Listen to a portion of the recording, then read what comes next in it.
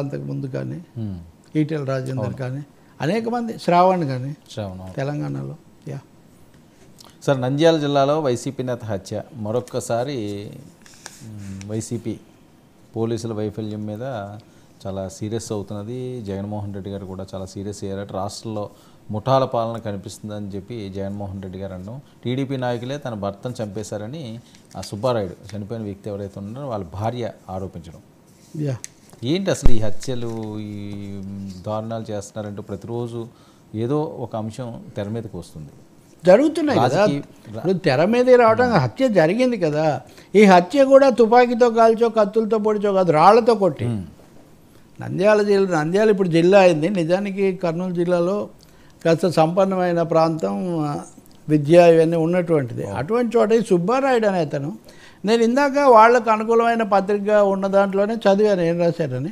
తప్పకుండా ఈయన వైసీపీ నుంచి తెలుగుదేశంలోకి వచ్చి మళ్ళీ అట్లా ఏదో వెళ్ళాడు, మళ్ళీ తెలుగుదేశంలోకి వెళ్ళినటువంటి ఈ సుబ్బారాయుడు అనే ఆయన.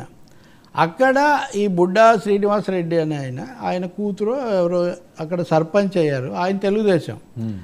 సో ఈ ఊళ్ళో మటుకు మా పార్టీకి ఎక్కువ మెజార్టీ తెచ్చుకుంటాను వైసీపీ కంటే ఆయన ఒక ఇంత మెజార్టీ తెస్తానని ఆయన ఒక ప్రతిజ్ఞ చేశాడు. మొన్న ఎన్నికల్లో గెలిచారు. శిల్పా చక్రపాణి రెడ్డి ఓడిపోయాడు వైసీపీ ఎమ్మెల్యే. కానీ ఆయన అనుకున్నంత మెజార్టీ రాలేదు ఈ ఊళ్ళో. ఓకే, ఎవరికి? ఈ బుడ్డ శ్రీనివాసరెడ్డి ఆయన ఎంతైతే ప్రకటించాడో అంత మెజార్టీ రాలేదు. రాకపోవడానికి కారణం ఈ సుబ్బారాయుడు ఈ బ్యాచ్ వ్యతిరేకంగా పనిచేశారు, వైసీపీకి ఓట్లే ఇచ్చారు, మాకు రాకుండా చేశారు అనే కోపంతో వాళ్ళిద్దరూ కొంత ఘర్షణ కూడా పడ్డారు. ఇదేదో జరుగుతుందని సందేహం ఉండి సుబ్బారాయుడు పోలీసులకు ఫిర్యాదు చేశారు. పోలీసులు కాపలా కూడా ఉన్నారు.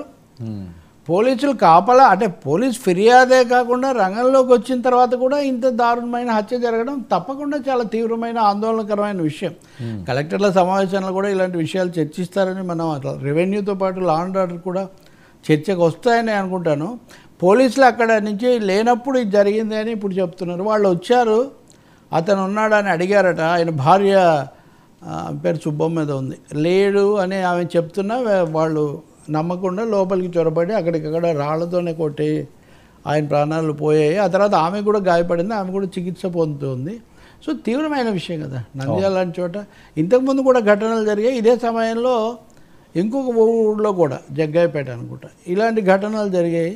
ఇవి తప్పకుండా వీటికి ఫుల్ స్టాప్ పెట్టాల్సిన అవసరం ఉంది. హత్యలు అనేవి ఎప్పుడు రాజకీయాల్లో ఈ దాడులు హత్యలు పెరుగుతూ పోతే ఇంకా వచ్చే 5 ఏళ్ళు వీళ్ళే ఉంటారు కదా, వాళ్ళు ఓడిపోయిన పరిస్థితే.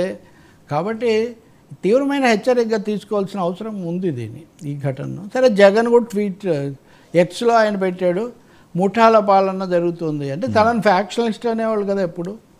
సో నేను కాదు, మీరే ముఠాల పాలన, ఇంత దారుణంగా మీరు హత్య చేశారు, ఇంకా కూడా రాష్ట్రంలో చట్టబద్ధ పాలన నడవడం లేదు, దారుణంగా హత్యలు చేస్తున్నారు. ఈ ఘటనలన్నీ వరుసగా అంతకుముందు వినుకొండలో కూడా వెళ్ళొచ్చారు కదా, వినుకొండ హత్య కూడా ఎక్కువ రికార్డ్ అయింది రషీద్.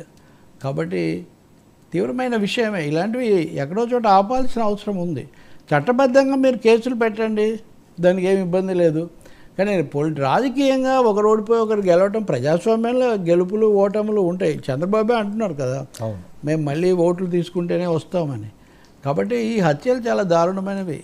ఎవరిని చంపినా మనం ఖండించాలి, ఇలాంటివి జరగకుండా చూడాలి. పోలీసులు కూడా ఇది ఆరోపణ, వట్టి ఆరోపణ అనడానికి కూడా లేదు. ఎందుకంటే ఈ శ్రీనివాసరెడ్డితో పాటు 32 మంది మీద కేసు పెట్టారు, తెలుగుదేశం వాళ్ళ మీదే కేసు పెట్టారు. కాబట్టి తప్పకుండా సంబంధం ఉన్నట్టే కనిపిస్తుంది. వాళ్ళ గవర్నమెంటే కదా. ఓకే, ఇంక ఇందులో మీరు ఎక్కువ చేశారా, మేము ఎక్కువ చేసామా, అవును, ఇలాంటి వివాదం కంటే శాంతి భద్రతలు కాపాడుకోవటం అనేది చాలా ముఖ్యం. Sir, where is Vamshi Kodali, ఇది పెద్ద ఎత్తున గత కొన్ని రోజులుగా ట్రోల్ అవుతున్నది. అజ్ఞాతంలోకి వీళ్ళు వెళ్ళిపోయారని లుకౌట్ నోటీసులు ఇచ్చారంటూ కూడా ప్రచారం జరుగుతున్న నేపథ్యం. అసలు ఏంటి ఇది వంశీ ఎపిసోడ్ ఏంటి? ఆయన రిజల్ట్ వచ్చిన రోజే వెళ్ళిపోయాడు అవుట్ ఆఫ్ కంట్రీస్కి, ఇక్కడ అసలు ఆయన లేడే లేడు. ఇవన్నీ మాట్లాడుతున్నారు. ఆయన కూడా స్పందించకపోవడం ఏంటి? అరెస్ట్ చేశారని అంత అడవడైంది, కనీసం నేను అరెస్ట్ అవ్వలేదురా బాబు, నేను సేఫ్గానే ఉన్నాను, ఏ ఊర్లో ఉన్నాడో చెప్పనవసరం లేదు, మామూలుగానే ఒక మెసేజ్ పంపించాలి కదా, ఎందుకు పంపించట్లేదు? ఈ హైడ్రామా ఏంటి? కనీసం వర్మ కన్నా చెప్పాలి కదా. వర్మ కాదు సార్, ఎవరికైనా 1-2 రోజులు మీరు చాలా ఎమోషనల్గా దీని మీద వాళ్ళ ఫాలోవర్స్ కన్నా మెసేజ్ దీని మీద ఆయనకి వాళ్ళకి కూడా తెలియదని నేను అనుకోవట్లేదు. ఎందుకంటే మొన్న శనివారం మనం చర్చించినప్పుడు నేను మీకు ఒక విషయం చెప్పాను, 24 గంటలు